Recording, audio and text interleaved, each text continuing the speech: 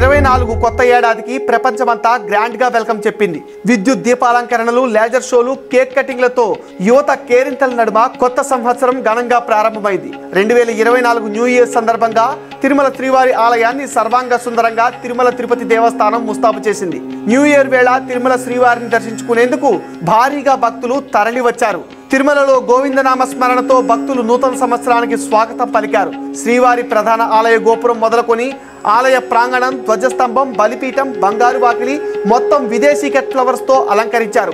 శ్రీవారి ఆలయంలో అడుగుపెట్టిన ప్రతి భక్తుణ్ణి ఆకట్టుకునేలా ఆధ్యాత్మిక భావనతో పాటు మానసిక ఉల్లాసం కలిగించేలా టీటీడీ ఉద్యానవన శాఖ ఏర్పాటు చేసిన పుష్పాలంకరణలు భక్తులను విశేషంగా ఆకట్టుకుంటోంది.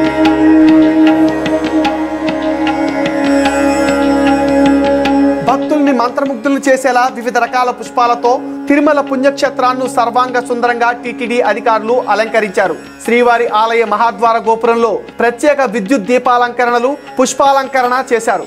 ఆలయంలో 5 టన్నులు, వెలుపల 5 టన్నులు సాంప్రదాయ పుష్పాలతో అలంకరణ చేశారు. శ్రీవారి ఆలయ ధ్వజస్తంభాన్ని, బలిపీఠం, ఉత్తర ద్వారాన్ని సౌందర్యవంతంగా తీర్చిదిద్దారు.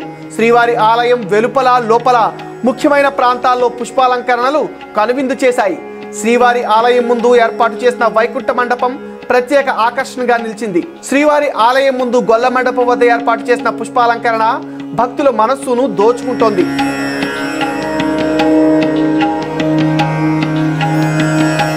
రెండు 2024 న్యూ ఇయర్ సందర్భంగా తిరుమల శ్రీవారి దర్శనానికి తెలుగు రాష్ట్రాలతో పాటు దేశంలోని ఇతర ప్రాంతాల నుంచి భారీగా జనం తరలి వచ్చారు.